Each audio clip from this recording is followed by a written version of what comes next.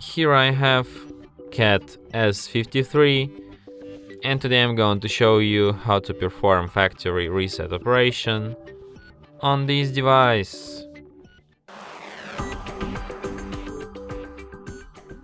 So to do this, firstly you have to open settings, then you should go to the system section, advanced, reset options, and then select option erase all data factory reset. Then tap erase all data and then once again, and after that device will be restarted in about a minute or so. And that's it.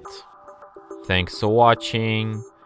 If you find this tutorial useful, don't forget to hit that like button and subscribe to our channel.